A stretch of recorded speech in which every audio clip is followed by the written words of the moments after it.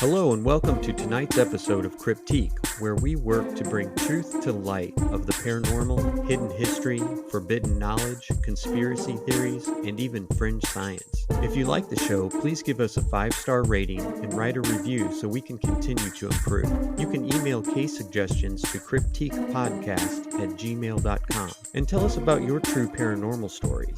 Don't forget to tell your friends about the show because word of mouth goes a long way. And the more listeners we have, the more shows we can bring you. Don't forget to check out Ryan's movie review podcast, Movie Howl, and my true crime podcast, Exploring Evil.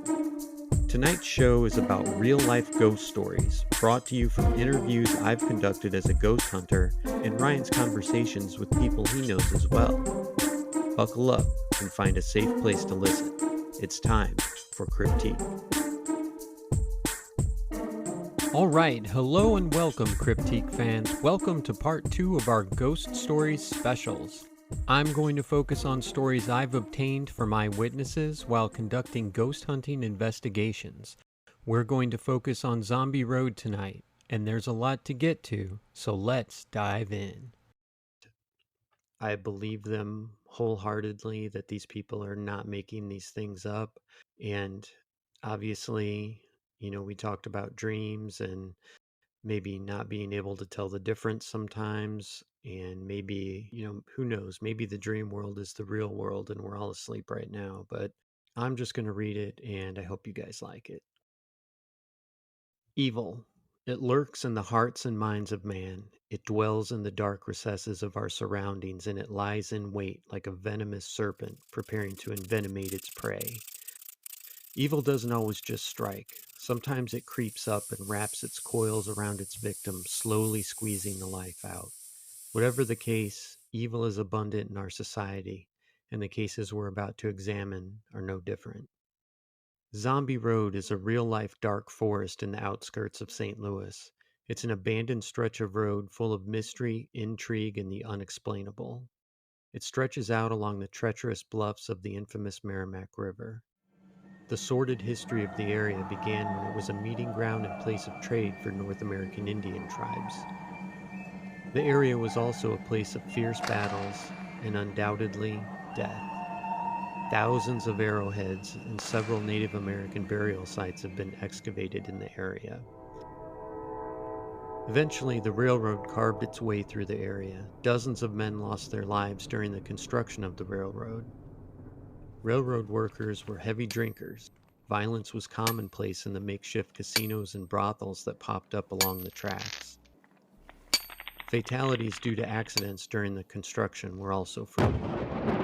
A resort town would soon spring up where the tracks stretched through the area.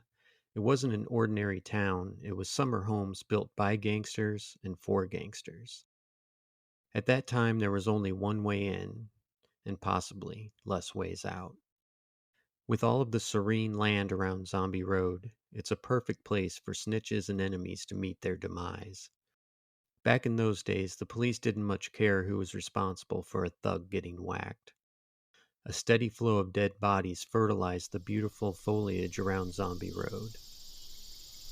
During this time, farmers worked the land around the valley, and it would soon turn into a small town complete with its own church, school, and general store. As hard-working middle-class people settled in the area, they started to notice strange happenings. Bizarre, untimely deaths, strange creatures, and more. Satanists. Locals constantly found evidence of devil worship in the secluded woods around Zombie Road. So next I'm going to go over some mysterious deaths that happened. Maybe not so mysterious, but deaths that happened that I believe contributed to the ghost stories that I will tell you about. So the first one is titled A Watery Grave. It was the end of a long summer in the late 1970s, and 3 boys were enjoying a dip in the Merrimack. As the shadows grew tall, the boys grew tired. But as with most children, they refused to give in to their weariness. The boys had been jumping off a concrete platform at the old gravel plant. It was about 12 feet off the surface of the water. One of the boys had trouble on his last jump. The Help! other two boys Help! reportedly jumped in to help, but it was not meant to be. The unforgiving undertow of the river claimed 3 lives. The river's not a good place for children, especially unsupervised children. There are no alligators, but beneath the surface, death awaits its next victim, just the same. The next one is Dead Man's Hand. In the early 1900s, the Merrimack Valley in Missouri was a much different place than the affluent St. Louis suburb we know today. Tough German farmers turned the rugged land into a lush cornucopia of family farms. On the eastern end of Zombie lay a quaint little hut originally built by railroad workers. The man who occupied the hut was a frail man with decades of hard labor creasing his leathery face. He was a hard worker, hard drinker, and a hard luck gambler. He met with the same group of friends every Saturday night to play poker. Poker's a funny game because most players think of themselves as sharks, whether they're any good or not. Our friend was no different. His card buddies invited him to every game not because they liked him, but because he was an easy mark. He went on drinking and gambling he and his wife's lives away for years. He gambled away his mother's jewelry left to him when she passed. He gambled away all of his weekly earnings. He gambled away his land and livestock. He was down to nothing. Nothing these men wanted from him anyway. He pleaded with them, double or nothing, triple or nothing. They didn't want what he had to offer. A rickety old hut that flooded twice a year, labor from an aging man. Then one of the men made him an offer. Bet your wife, old friend, you've already bet everything else anyway.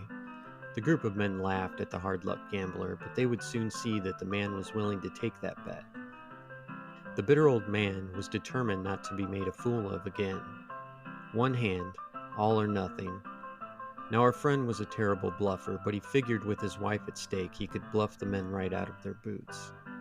He paid no attention to the poor hand he was dealt and continued the game, taking just one card as a way to convince the men his luck had changed. What our friend should have figured out by now is that he had a tell, a habit or gesture one repeats when gambling. 2 of the men folded and went out. The dealer called with 3 kings, and our friend lost the bet. And so it was that our friend had quite literally lost everything, including his mind. He was a bit shocked when his wife gladly left with the dealer. He had nothing to offer her, and she was much younger than him anyway. His lifestyle and vice had cost him everything. He staggered out the door and toward the empty stone hut on the banks of misery. He had gotten away with half a bottle of gin that was on the counter at the gambling hall. He began to drink his sorrows away. The man saw but one recourse to happiness. This life, this earth, this God had dealt him nothing but losing hands. For once he would be in control of his own destiny. Maybe, he thought, the next life would be kinder to him. He would go all in one last time. He stumbled out to the barn that once housed his goats and grabbed a length of rope. By now the wind had picked up and whistled through the cracks in the boards.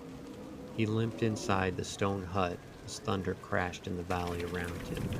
It began to hail as he threw the rope up over the top of the main rafter of the little hut. He didn't know how to make a noose, so he tied a knot around his neck and stood atop the table his wife had served him countless dinners on. In a drunken stupor, he stumbled off the table, and the knot held true and firm. Soon there was just a body swinging from the rafters of the little stone hut. This story was told to generations in my family as a way to tell of the dangers of the vices of gambling and alcoholism. Now, I would have put it off as an urban legend, but it was apparently told to generations of several other families in the area as well. It was also said that my great-great-grandfather is the one who discovered the man's body several days after his death. I'm just kind of taking that in. The idea that it's, there are definitely regional, I don't know what folk tales or cautionary tales, but yeah, to find that what you thought was just something your parents were telling you, because there are definitely stories my parents told me that were just cautionary. Any vice any sort of bad behavior, my mom knew somebody whose kid died from doing that. Oh, don't stick your head out the car window. My friend's kid stuck their head out the window and it got cut off by a sign or something. It's Yeah. or whatever. They played their Game Boy in the bathtub and it fell in and they got electrocuted to death. I don't think like I realized it when I was probably 30. I hadn't thought about these stories in such a long time, and I was like, that was all BS. Yeah. There's no way she knows just troves of childless mothers out there whose children all died in these like, bizarre circumstances, like all these 1,000 Ways to Die sort of situations. But if I were to find out one of them was true, that would be kind of mind-blowing. Absolutely. And like I said, these are all, that one was told to me by my dad, who was told to him by his dad, who was told to him by his dad. But other people confirmed it, and we knew where the hut was and actually did some EVP sessions in the remains of the hut. Never came up with anything, but, that lends a little credence to the story. But it is what it is, believe it or not. All right, this one is called Face of Death. In the early 1960s, a couple walks up to the bluffs overlooking Zombie Road just west of Shadow Ridge, which we'll talk about later. The scenes at the cliffs over Zombie can be absolutely breathtaking. The couple make the treacherous walk to the top of the cliffs to share a romantic view, but only one would return. The man gets too close to the edge to get a better view over the side. He was unconcerned with the danger. This would prove a fatal error. The man slips and cannot recover, falling over the edge. The man's body hits the rock trail below, minus most of the skin on his face that is still hanging in a tree. The woman rushes to get help, relatively speaking. It took her 15 minutes to get back to the car and about another 15 minutes to get to a house to call for help. By the time rescue workers arrived, the young man was pronounced dead, and the grisly details were never published. The one thing no one knew is how long he suffered, but all involved prefer to think that his suffering was minimal. And that's one that's been verified by 3 different people, and I actually have an interview of a lady. The lady that I interviewed was very credible. This one is called Night Train. A cool evening fog lazily made its way into the Zombie Road Valley. 2 very young girls are put in charge of a third, their beloved little sister. Now the girls all got along well, and the 2 older ones went about doing young lady things, talking about boys and such. The third was a sweet, well-behaved young lady about 5 years old. The older 2 girls thought nothing of it when the younger one disappeared from view. What they could not have known is that she snuck out the back door to play, as children will often do. As she knew no better, she wandered ever closer to the railroad tracks behind her house that had claimed so many before and would claim so many after. Tragically, the train took the poor girl's life and released her soul to heaven. So this one is called Midnight Express. It was summertime in the Zombie Road Valley in the late 1960s, and the stifling humidity had its grip firmly placed on the throats of the community. A man uses alcohol to escape the heat. A frosty beverage can really hit the spot on a muggy St. Louis night. Now, the people who lived in the Zombie Road Valley are good old boys who worked their tails off, but they also played hard. Real hard. Thomas Presley was no different. He took a walk one fateful evening with a bottle of booze and a pack of cigarettes. He decided to get some fresh air along the railroad tracks in the area. This would be the last walk he would ever take. Unfortunately, he had a bit more to drink than he was willing to admit. He took a seat on the tracks to try to gather himself and stop the nausea. If he could just rest for a few minutes. He fell into a deep state of sleep, then the inevitable tragedy. A train made its way over the tracks and had no chance to stop before it brought an end to his slumber. The entire town would mourn the loss. River of Death. Ask most locals what Merrimack means, and you will undoubtedly get the response River of Death. This is untrue. The correct American Indian translation is Ugly Water. Perhaps if the natives knew what lay around the bend, they would have named it River of Death. A man teaches his grandson how to check the trot line they ran the night before. The locals ran trot lines all the time in the 70s and 80s before the dioxin scare. The river turned out many large catfish and turtles on the trot lines. This is what the grandpa had wanted to teach his young apprentice to remove from the trot line. Both can be quite dangerous, especially to young hands. What the duo turns up almost sends the old man into the river himself.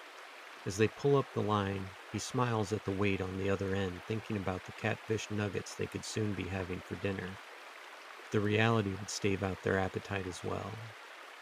The water is dark, but when the ghastly white skin breaks the surface, the old man knew what they had turned up. A month earlier, a couple of float trippers had been dumped into the mighty river. You see, the Merrimack isn't deep and wide or rapid, it's deceptive. It lulls you into a false sense of security, and then the unseen hand of the undercurrent sucks you under to a watery grave. This was undoubtedly the canoer whose body was not recovered. The pale, bloated corpse was almost unrecognizable as human. This was only the beginning for the young boy. We'll hear more about him later. So this one is Necrosearch. A few years later, the young boy who discovered the corpse on the trot line would again be asked to find the dead. You would think an approaching train would be easy to hear, but this is not always the case. They move with deceptive speed. Because of their size, they appear to be moving much slower than they actually are. A group of teens were playing on the tracks at the end of Zombie. They wandered out on the bridge overlooking the Merrimack River. In any case, they were caught off guard and tried to sprint back to the safety of the shore.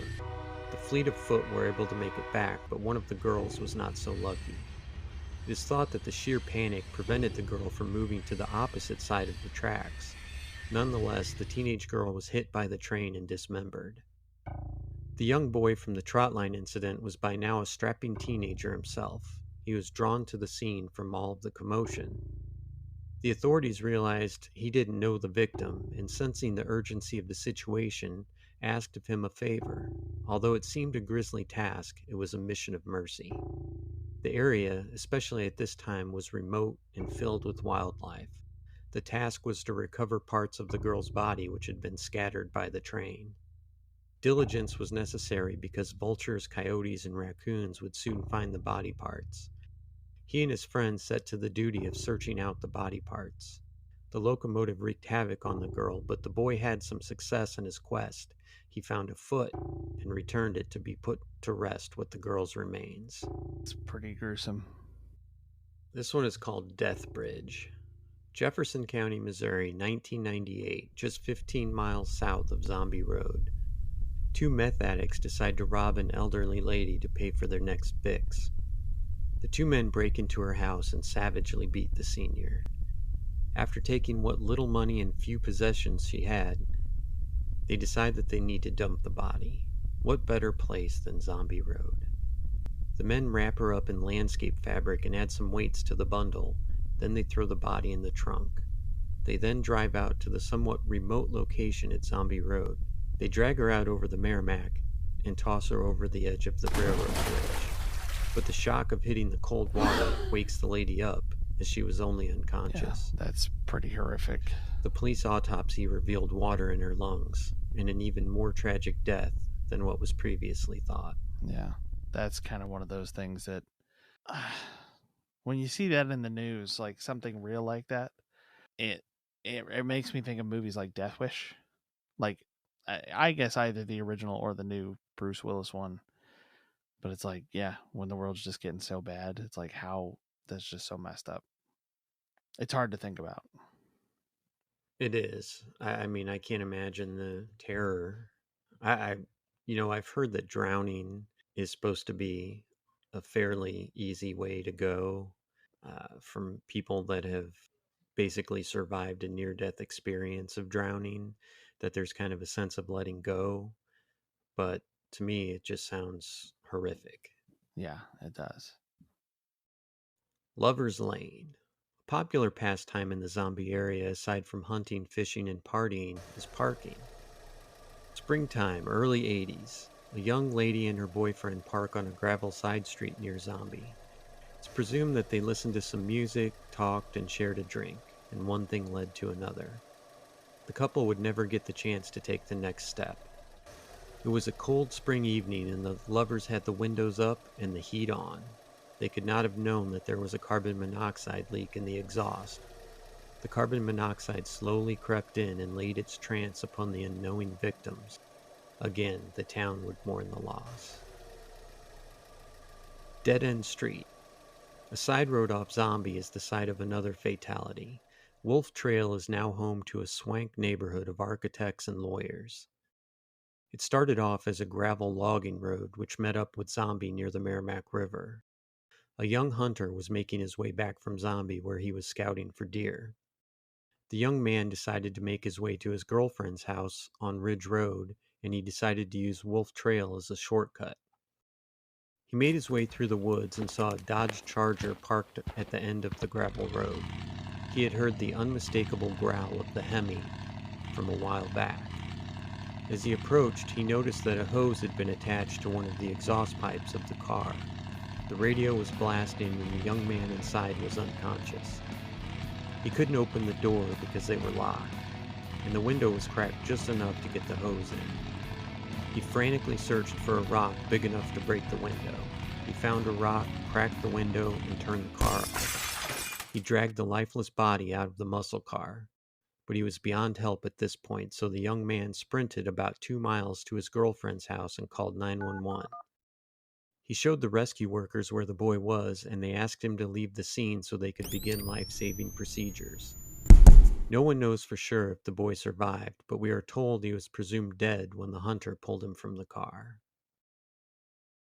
So those are the stories that I got from interviews from people in the area, and we'll go into the actual ghost stories next that may have stemmed from some of these deaths. First, I want to take a commercial break. Hey Cryptique fans, if you're looking to continue the thrills and chills with the True Crime Podcast, I'd like to suggest Exploring Evil. We cover stories of lesser-known serial killers, and some even have a paranormal twist. Some depraved, some insane, all evil. Find Exploring Evil everywhere you find Cryptique. Hey, this is Ryan from Cryptique, but I'm also one of 2 hosts on Movie Hell, which is a podcast about movies of all kinds. We talk about old ones, new ones, obscure indie films, and major cinematic events. So join me and my co-host Joe as we have fun picking apart flops and discussing the finer points of such masterpieces as the Austin Powers series. Movie Hell is available anywhere fine podcasts are aggregated.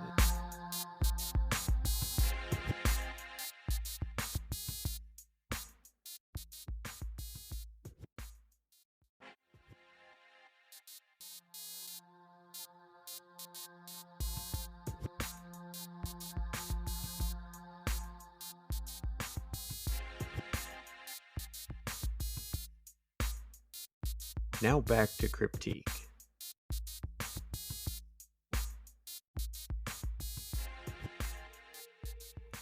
So this one we'll just call the White Lady, and this is a very common legend, but this is one that I was told in an interview, so we'll just go with it. The White Lady. Legend runs through the Zombie Valley like a fully loaded freight train. The tracks themselves seem to be a dwelling of one of the protective entities that roam Zombie Road. She floats up and down the tracks through Zombie. She is long and elegant, with soft, pale white skin and long, silky black hair that floats in wispy locks but never tangles. She floats 6 or 7 feet off the tracks, warning travelers of impending doom and disaster. The story is always the same. She's wearing a white gown, like a ball gown or a wedding dress. They say it looks like she is floating underwater, only in the air. No one is reported feeling threatened by her or even uneasy in her presence.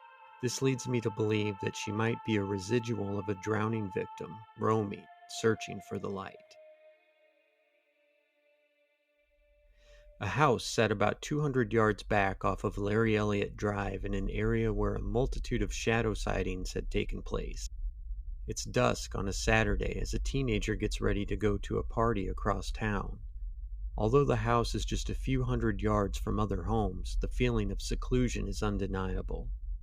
As she disrobes to get in the shower, she sees a face through the condensation on the window.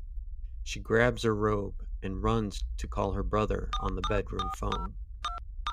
Her brother got on his four-wheeler and was at the house within 3 minutes. He found a black, nondescript van parked off their long gravel driveway. He skidded to a stop at the house and ran inside to find his sister huddled in the corner bawling. She said that she was all right, and the young man fumed with rage. Most people who grew up around Zombie are tough customers, and he was no exception. He charged out to the van that was still trespassing on his property. By this time his friend had arrived, and he shined his lights on the van. There was a man sitting in the driver's seat of the van staring straight ahead with a shocked look on his face. The boys beat on the passenger window and the man stared straight ahead without so much as a blink.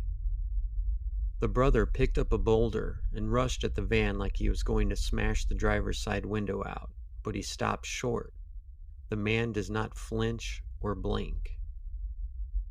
This is unnerving to the young men, and they go inside to call police. When they came back out, the van and all the evidence that it had ever been there are gone. Had the Grim Reaper been deterred? It looked like that was the case in one way or another. Have you ever heard a story like that? No. No, that there's some sort of mystery trespasser who just vanishes. No, I've never heard anything quite like that. It's just different that they're parked. Like, I've heard a lot of stories about these mystery cars that'll appear on certain roads that are driving along or might be driving aggressively and maybe trying to run you off the road, something like that. And then they vanish, but not ones that are sitting there, with no trace of them having been there. There are some roads around here, Lebanon Road. They have a reputation for that they're supposed to be haunted, and you'll see. And I've actually seen myself a car on that road that had no driver in it that I could see that went by. Some hunched over old granny. That's kind of what I assume. And that might be what gave rise to the stories like that. Is there's like somebody's 3-foot tall granny driving around in their old Buick and using some kind of periscope system to see out. But well, the way this story was told to me, they didn't think it was a ghost. They didn't think it was a spirit or anything like that. They thought it was a real person, just extremely bizarre, crazy, scary, psychopathic person. Like I said, they didn't think it was supernatural at all. They just thought, that it was a regular person, just extremely scary story. The stories that scare me the most about intruders are like when they're living in your house. I'm sure you've seen those where you find out there's been somebody living in your attic for a month or two, or yeah. There was one a couple years ago. This girl, she noticed somebody under her bed in her apartment, but didn't think the person knew that she noticed them. And so she made a phone call and was loudly saying, like, she was very smart and was loudly saying, "Hey, I'm turning on the shower now. I'm going to jump in and get ready, and then I'm going to, come meet you," or whatever. Like, announced what she was doing, and then went in, turned on the shower, and climbed out the window and called the police. And the police found this guy waiting outside her bathroom with like a knife. That stuff is scary. That's why, I mean, it's kind of stressful. Like if I realize a door's been unlocked in my house, I feel this need to search all the rooms and closets and make sure everything's cool. Because sometimes, I would think most criminals, they have something logical they're going for, but it's really scary when they don't. When you don't understand why they're doing what they're doing. Why was that guy just sitting there like that? Why was he staring off like that? Where did he go? How did they not notice? How did he not react to them? Right, that's the thing. Like if somebody's rushing at you with a boulder about to smash the window and presumably smash the boulder into your face, what kind of like sociopath do you have to be to just sit there and, call the bluff or whatever? So we talked about your fiance's old house that we believe is haunted. And these next stories are from a similar type place. It's called the Case House, and it's in Sherman. And it was a stop along the train tracks. It was like a bed and breakfast.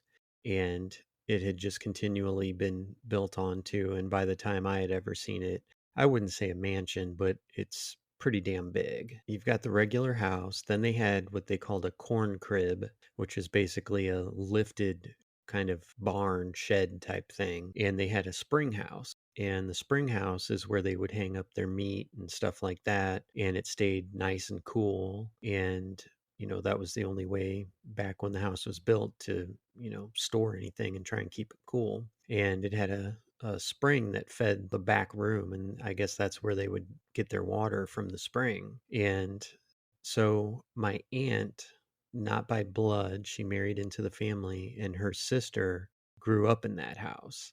And they are two people that I believe have kind of that ability to see beyond the veil. So these are stories that they told me. They both had the exact same story, interviewed at different times, and they have no reason that I could possibly think of that they would lie to me about anything. I believe them fully. So we'll just go into those stories. She was a young girl lying in her bed, dozing off to sleep, when a train came along and woke her up. Again, the house is about 25 yards away from the train tracks. The moon cast a pale light on her room. She noticed something that looked like a tiny black ball that seemed to float out of her wall. The ball stalled in the corner of the room and began to grow in size. As it continued to grow, it thinned out and grew appendages as it began to float toward her bed. It then looked like a perfect human. It was a shadow, but it had depth and texture. She let out a scream, and the scene played itself out in perfect reversal. By the time her sister got to the room, the event was over. She told her sister what had happened. Her sister believed her, but didn't want to scare the young girl with the same experiences that she had had. So, if you can imagine something floating out of your wall and turning into a person, I can't imagine how. I don't know. I guess she didn't scream from the beginning because she was just in shock. That sounds almost like the beginning of an abduction experience. Kind of this entering through a wall and forming into a figure. That almost sounds more, otherworldly than paranormal in the ghost sense. All right. So this one is about a seance that the girls had. So I just want to make it clear that Cryptique does not condone any attempt to communicate with the dead, with the exception of a standard EVP session. Witch boards, Ouija boards, and seances are all dangerous because they communicate through possession. So if you're doing an EVP session and you put out a recorder and ask questions, you are asking the spirit to communicate through the technology.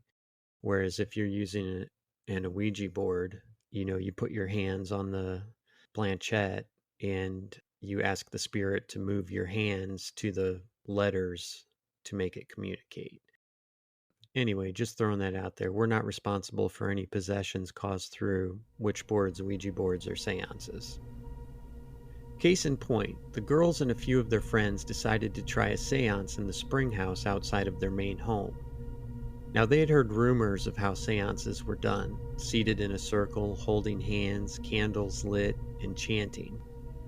What they failed to realize is that the last element was communication through possession, if only temporary. The girls went into the darkness of the spring house and lit candles. They formed a circle and took each other's hands. They had agreed to keep their eyes closed, and their friend Eleanor would lead the seance. The girls chanted, and Eleanor asked that a spirit come and visit them. The energy in the building picked up, and the air in the spring house became thick and heavy. They continued to chant, and Eleanor beckoned the spirit. Her voice cracked and fizzled as she pleaded for the visit. What she was unaware of is that the spirit was already there. Edie cheated and peeked. What she saw would stay with her for the rest of her days. Eleanor's face turned a pale white, and her features began to contort to what looked like more of a man's face. Then the contortion stopped, and it looked like a movie was being projected on her face. It freaked Edie out. She screamed and ran out of the spring house.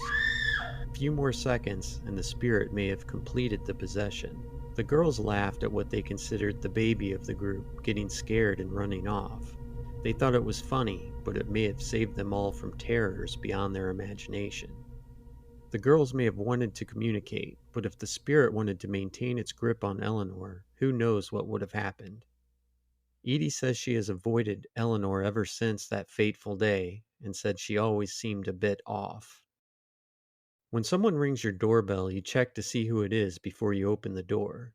The spirit world is different. You open the door and don't know who will come through. EVP sessions aren't meant to open doors, just to communicate with those who are already there. Any thoughts? No, I just agree. Well, yeah, I guess yes, I completely agree with, being very careful how you interact with these things, how you invite them in, the kinds of permissions you allow them to have. Yeah, because I just feel like it's one of those, it's literally like a Pandora's box that you just have no clue what's going to come at you. This one is called Old Blue and the Mummy. The two girls grew up in a house that had a couple of extra occupants. One was an apparition that caused a lot of havoc in the household. It had appeared to the girls on a number of occasions. The precursor to its arrival was always the same. Tap, drag, tap, drag, tap, drag. What was described sounds like a peg leg or a paralyzed leg, one step, then dragging the other foot. Frightening enough to hear, I'm quite sure, but the sight of it was terrifying indeed. The entity consists of a blue fiery core that has black appendages that reach out from the center. Once, as children, the girls heard the creature coming up from the basement, and they could not get to the staircase without crossing in front of the specter. They decided to hide in the pantry. The doors on the pantry closed. The girls peeked out through a crack between the door and the wall. The entity approached ever so slowly, and the girls described a hand that reached out from the glowing center. It seemed to crawl out toward the pantry door, and the giant hand appeared to be webbed. Just as it laid its vile intention on the door, the girl's uncle walked in the door and yelled, "Hey!" Instantly, the apparition was gone. But the fears remain to this day, the image indelibly etched in the girl's memory forever. The other unwelcome house guest was a spirit the girls just called the Mummy. This was because the spirit appeared to float across the house, dragging its toes on the floor. It also appeared to be bound in a straitjacket or something that kept its arms folded in. The mummy was orange in color and appeared to be on fire. It was seen on several occasions, mostly by the older sister. The mummy stayed out of the main house and only appeared in the back room, but it was terrifying, and the girls avoided that room as much as possible. So these are entities that they're seeing with some regularity. So I've come up with names for them. That's pretty interesting. It's also thematically similar to a lot of other stories in that somebody from outside coming in, typically some kind of authority figure or the owner of the home, something like that, sort of breaks the spell. It's like when you see, anything that you see during like sleep paralysis, once you start to break through it, whatever that is vanishes or, leaves or however it, whatever form of locomotion he uses to get out. It's, it's like they hold you in a spell. I mean, I think that's kind of accurate because they usually come with a feeling. But yeah, that's interesting. And the additional detail of the way that they move and the way that they appear to be wearing something, it's very specific. Sometimes being too specific is a little suspicious. But the sound of like the thump and the drag, and the arms being folded in, I don't know. makes you think there's probably something you'd find out if you research that area, or some kind of tenuous connection to the family, and it would make sense if you dug deep enough. The rumor is that the house was a stop on the Underground Railroad. And supposedly, if you walked through the water at the back of the spring house, there was an opening back there that would lead out to another um, exit somewhere. There's not a mountain, but a giant wooded hill behind their house where there was supposed to be an opening for people to escape through. But I have investigated the property thoroughly and have gone back through the water to the back of the spring house and couldn't find any openings. It had kind of caved in a little bit. I didn't want to spend much time in there because, I mean, at this point, I was about probably 15 yards back into the mountain or the hill itself, and I was kind of worried about more cave-ins, but who knows if it's true or not. The girls aren't the ones that told me that there was an opening back there, so apparently they didn't know about it, or at least they didn't say anything about it. As children, the two girls would often be looked after by their grandma. Now, Grandma spent most of her time in the living room listening to the radio or reading. She was hard of hearing and was never bothered by the little games that Old Blue would play. But for the girls, it was another story. Often they would hear pots and pans banging around downstairs, but it was not Grandma making dinner, it was the ghost. The girls would go downstairs and all of the dishes would be out of the cabinets and on the kitchen floor. Pots and pans under the table were just the beginning. Old Blue would rearrange the furniture and cause lots of mischief. Aside from the time he reached out towards the girls, he had never been physically threatening. Lucky for the girls, any entity with enough strength to move furniture and other objects could do some real damage. The only damage he caused was by straining the relationship between the daughters and the family, as they were the ones blamed for most of the mischief in the house. That's just kind of funny. I kind of like the stories of a ghost who's just a little mischievous, because that seems more human. It's something we can all relate to. It's like, I mean, if I was invisible to normal people without any sort of extra sensory perception, I would totally do stuff like that too. Move things around, just mess with people a little bit, just have some fun. So we talked about how your fiance had seen the man with the hat. Rumors of shadow people run rampant in the land of zombie, but as a youth I had mostly chalked it up to the ramblings of meth addicts. However, as a child, Edie and Debbie both told a story which was bone-chilling to the core. As youngsters, they were trying to get sleep in preparation for the early morning wake-up for church. Sometimes this can be difficult when you live 25 yards from train tracks, but they had grown accustomed to it. The train barrels through the zombie valley with no intentions of stopping in the community the railroad helped put on the map. The girls looked up at the light which cast itself on their wall every time the train went through. But this time, they noticed a man in the light that cast his shadow on the wall. Logically, they thought that he must be the engineer of the train on front of the engine, checking for something or doing some repairs. They looked out the window and saw that the light traveled uninterrupted to their window. Simultaneously, they stepped aside and looked back. The shadow was there on the wall again. It had on what looked like a fedora on its head. The girls were frozen with fear, as this was an entity they had not yet encountered. Then, just as it appeared, in silence, it leaped out of the light, never to be seen again. Just very interesting. A very short little encounter that doesn't really mean much. But I sometimes find those more easy to believe than some of the more, I don't know, the ones that you would normally talk about in a podcast like this, where they're around for a long time and they have this backstory. Just sort of a chance encounter, or catching a glimpse of them, just seems a little bit more realistic. All right.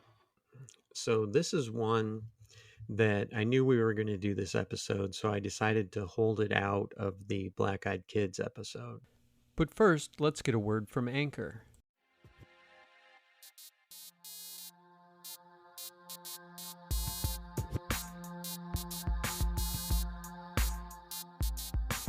Welcome back to Cryptique.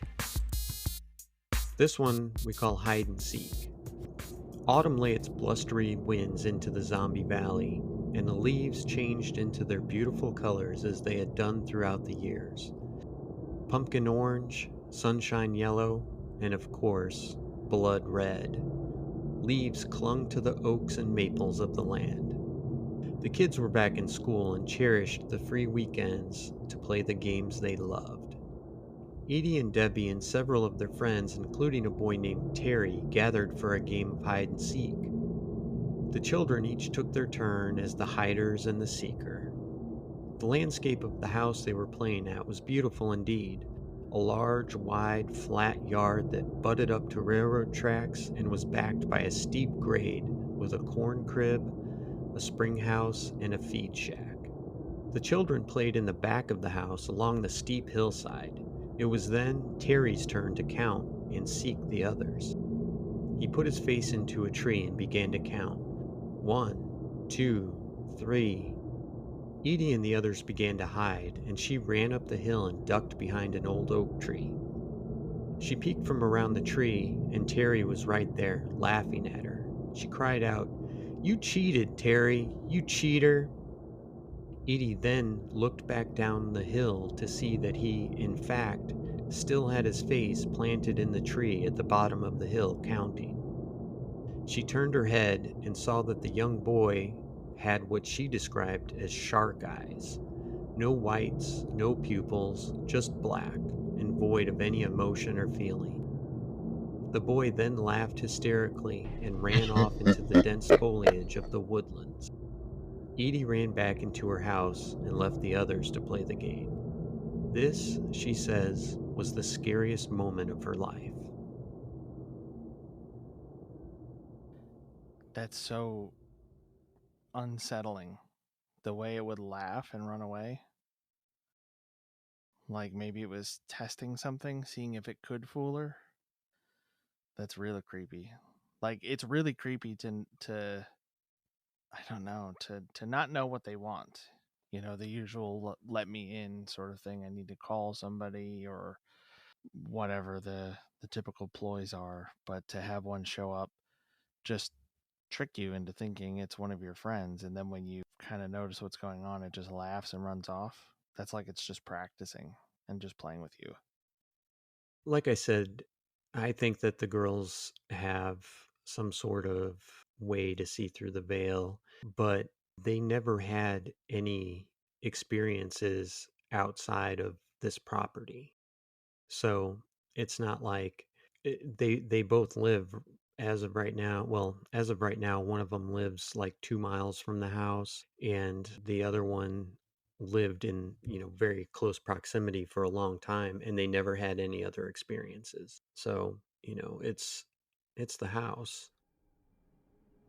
One of the members of my ghost hunting group and I investigated Zombie Road at Shadow Ridge one night and began by shooting at the spot where the now famous Shadow Ridge photo was taken.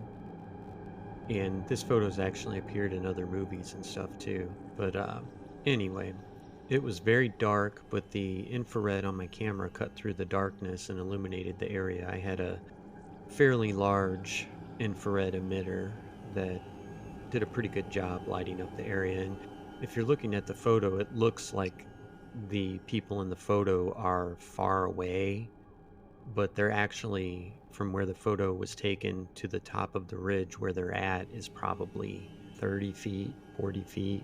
It's pretty close. Anyway, soon after, we began to hear footsteps in the leaf litter. The footsteps were human in nature, at least bipedal. It was 1, 2, 1, 2. I've heard deer in the woods, rabbits, squirrels. It was definitely bipedal. So we used our IR illuminators to scan the area, but there was nothing there, and the steps continually grew closer.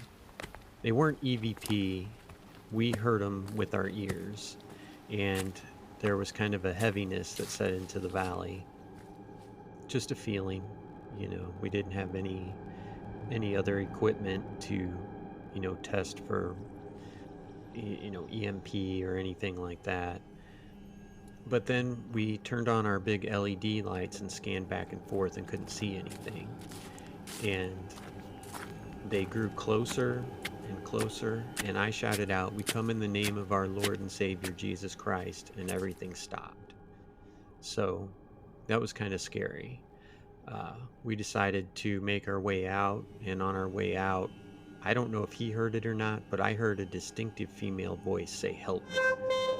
So that was probably the scariest encounter I've ever had, because it was just two people. Nobody knew we were out there. It was the middle of the night. We weren't supposed to be out there, and we were a good half-hour walk away from cars or anything like that. Yeah. And the voice, the "help me." Those are the kind of EVPs that, or when I hear it as an EVP, that's always very scary. But to hear it in person, like there's somebody in trouble and something causing it out there. Yeah, that was audible. It wasn't an EVP.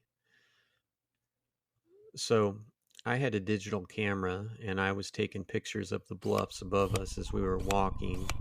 I don't know if it was just the reflection of the light or the fact that it was kind of in the early days of digital cameras, but they seemed to be green and purple in the photos. But, like I said, I don't put a whole lot of stock in orbs. Orbs are pretty easy to misinterpret. Yeah. Although I have seen red orbs down there that they basically look like lightning bugs, only they're bright red. And I don't know if there are lightning bugs or fireflies or whatever you call them in your part of the country that blink red, but I have seen that. So anyway, once that stopped, I got a tap on my shoulder, and I thought it was a drop of rain or dew, from the trees. I got it like 3 or 4 more times, and I thought maybe it was just my backpack kind of, pulling at me funny or something, but it felt like someone tapping on my shoulder. And then one of the times I turned around and just hit the flash on my camera. I didn't aim it or anything. It was just, turned around and then quick flash. And there was a white fog that came up in the picture, and, that very easily could have just been fog reflecting back. But anyway, so that was an experience that I had. We did on another time do an EVP session down there, and I said, "I know you're here, just give us a sign." And a pack of coyotes began to howl real loud. And, could just be coyotes howling at the exact time I said that, but it was unnerving anyway. Just the thought that, it had to be 10 or 15 coyotes howling. That's not a good sign. Coyotes are pretty small, but when you get that many of them together, who knows? Yeah, I know exactly that sound.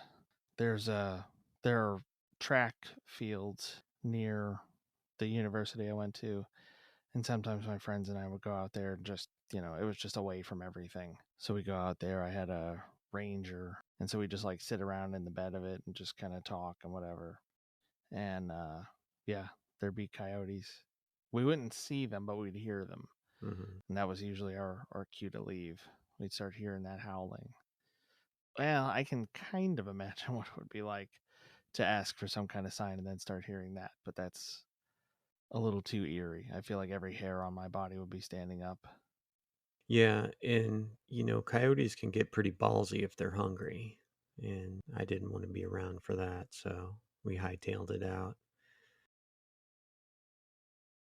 That is all I have for Zombie Road, but I do have one more experience that I wanted to talk about. Actually, a couple more. And then we'll get to your uplifting story. I have kind of an uplifting story too. So we did an investigation at the Harney Mansion in Sullivan, Missouri, and apparently it was owned by a dentist, and it was kind of in the process of being rehabbed. And, it was a creepy place or whatever. And in the back, in one of the rooms, was an old school dental chair that was like wood, and it was, just creepy. It kind of looked like an electric chair that could be maneuvered around, that had joints in it and stuff to lay the person back and whatnot. And they still had like a surgical tray out there that had pliers and stuff on it. And I imagine it was probably left there by the historical society to add an element of, creepiness or fear or whatever. But it was unnerving. But we did an EVP session in one of the front rooms, and as we were talking, we could feel energy in the room. I don't know how else to explain it. It felt like it was swirling just around in the room, and the house was, built up enough to where there was not wind blowing in. It could have been drafts or something like that, but it was definitely eerie.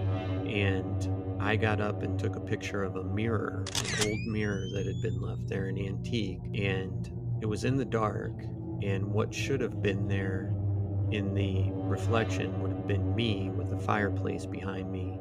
But what appeared was what looks to me to be a face, a big face, because it was a big mirror, and I don't know, it almost looks like a curtain or a drape kind of covering one of the sides of the face. And I don't know if I can put that in the show notes, if it'll let me put a picture in there, but if I can, I will put that in the show notes. So that was interesting. But I don't do ghost hunting with a group anymore, but I would be willing to do an investigation. I still have a lot of equipment. If there's any listeners that have a haunted house they want Ryan and I to come and check out or something like that. But I had one of my jobs was to do interviews with people, and we had like a 25-page interview list before we would go do an investigation in a house, to say, has this person ever, had a massive head injury, or has this person ever experienced this or that, or, what's the history of the house and things like that. And an interesting anomaly, I guess, is that a lot of the houses that we investigated are right by railroad tracks. And there's a theory that these spirits can kind of, I guess, consume energy from the, I don't know, the tracks themselves, or from the energy of the train going through or whatever. But in any case, one of the people that I did an interview with, her son was experiencing spirits in their house all the time. And I was kind of a conduit with the Catholic Church, because I had a friend that was a deacon, and he was going to be like my connection if we ever had to have a house blessed or anything like that. But this kid was 9 years old, and he had been kicked out of school for hurting other kids, and he had, drawn pictures of what looked like shadow people in his house and stuff like that. And I was able to, this was in Columbia, Missouri, and I was able to, through my deacon friend, basically get him set up with a doctor's appointment with a Catholic doctor who had an open mind about these sorts of things. And he was actually diagnosed with schizophrenia, and they were able to treat it with medicine. And he's never had the experiences again. So whether, it was schizophrenia, which I believe was the case, I like to think that I was part of him getting the help he needed to have a normal life. And another person that I worked with had a friend that was having the same kind of experience in his house, where he would just see this old woman walk down the hall all the time. And he was scared one night and went to stay at her house, and said that he saw the same woman walking down her hall. And she called me in the middle of the night and asked what to do. And I said, take him to the emergency room. And he was diagnosed again with schizophrenia, and was able to get help and got medicine. And now he's okay now. So those are two things that I'm actually proud of as far as ghost hunting goes, because I feel like there was a solution, as opposed to just saying like, oh yeah, your house is haunted. Those are the rewarding things that I experienced as a ghost hunter. Yeah. That's not something I thought of before, actually helping somebody with their mental health, if that's kind of the root behind whatever they're experiencing. Because before, I would think the best thing you could hope for is to, I guess, just make people more comfortable, make them more at ease in their home, or help them understand what's going on. But that's, you stepped it up a little. All right, so you've got an interesting, uplifting story you want to share. I do. It's not exactly a ghost story, but it is another sort of semi-paranormal thing. And it's from 1994 when my grandpa died. My grandpa on my mother's side. And it's just real short, but it's something that it stuck with me my whole life. My mom and I forget who all was in the room. My mother was there. There was a priest there, I believe, and my grandma. And my grandfather he had cancer. Mm-hmm. And he had been out for a while, completely unresponsive for at least a few days. And when it came to the very end, they had given him last rites. They were trying to be there with him through the end.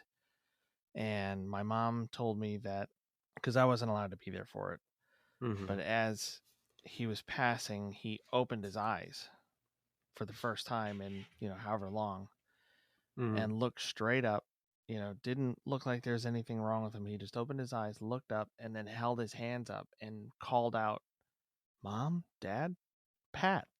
And both of his parents were dead. And Pat, my mom's name is Pat, but my grandfather also had a brother named Pat, who had died a couple years before. He had had a heart attack unexpectedly and just passed really quickly. But he called out those names, and my mother said it was very clear that he was looking at people. When he said each of the names, he looked at a different spot, and he looked kind of confused, and then, pleased that these people were there, and then was gone. That's gives us some hope. Yeah, I just find it a really hopeful thing to think about, that at the end, your loved ones, they'll come to get you. In a good way. Okay. They'll come to collect you, let's say it that way. Yeah. I might have known how that was going to sound before I said it, but all right. But yeah, I always like that. I like that idea that they're, they're watching out. Or is it evil entities pretending to be your parents and your brother, guiding you to the place you don't want to go? Ooh. Everybody will have to tune in next time to find out. All right. Well, that's it for tonight's episode of Cryptique, where we work to bring the truth to light of the paranormal, hidden history, forbidden knowledge, conspiracy theories, and fringe science. If you like the show, give us a 5-star rating and write a review so we can continue to improve. You can email case suggestions to cryptiquepodcast@gmail.com and tell us about your true paranormal story. Don't forget to tell your friends about the show, because word of mouth goes a long way. And the more listeners we have, the more shows we can bring to you. Don't forget to check out Ryan's movie review podcast, Movie Howl, and my true crime podcast, Exploring Evil. We hope you enjoyed our ghost stories, and we'll see you next time on Cryptique.